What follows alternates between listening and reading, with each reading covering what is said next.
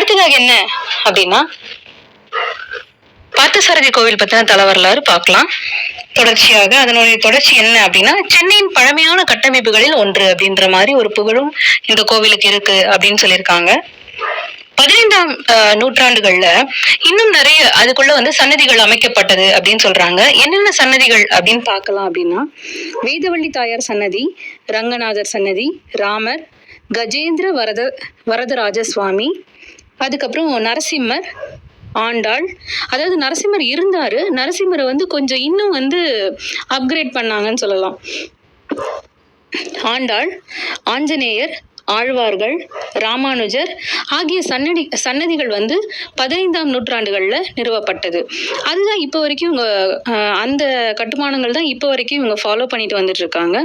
அதே சன்னதிகள் தான் இப்போ வரைக்கும் ஃபாலோ ஆயிட்டு இருக்கு. எதுவுமே இப்போ வரைக்கும் ஆட் பண்ணல, அப்படியே தான் இருக்கு. பிளஸும் பண்ணல, மைனஸும் பண்ணல, அப்படியே தான் போய்கிட்டு இருக்கு.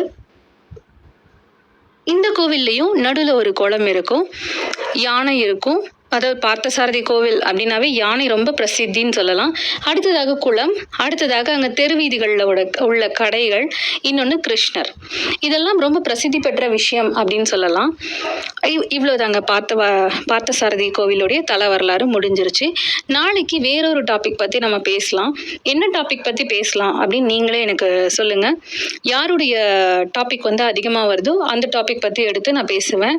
நாளைக்கு ஈவினிங் 5 o'clock எனக்கு அனுப்புங்க. மேபி நாளைக்கு நான் லைவ் கொடுத்தாலும் கொடுப்பேன்னு நினைக்கிறேன்.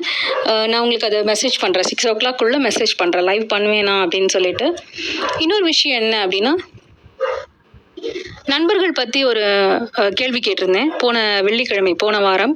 அதுக்கு ரவிக்குமார் அவர்கள் மோகனூர் மாவட்டத்திலேருந்து என்னுடைய ஃப்ரெண்டு சந்திரன் அப்படின்றவர் எனக்கு, அவர் ஆட்டோ டிரைவர். அவர் எனக்கு மருத்துவமனை போகணும் அப்படின்னு சொன்னால் இது வரைக்கும் பணமே வாங்கினது இல்லைங்க. எமர்ஜென்சினா எனக்கு ஹெல்ப் பண்ணுவார்.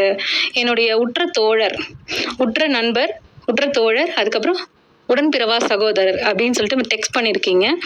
நன்றி. எல்லாருக்கும் இப்படி யாருன்னா ஒருத்தர் இருப்பாங்க இல்லைங்களா, மறக்க முடியாத ஒரு விஷயங்கள்ல எல்லாருக்குமே கடவுள் அப்படி ஒரு நபரை கொடுத்திருப்பாரு. இணைந்திருங்கள் கவிநிலவோடு. மீண்டும் நாளை சந்திப்போம். நாளை 5 மணிக்குள் உங்களுடைய அந்த டாப்பிக்கை எனக்கு சென்ட் பண்ணிடுங்க.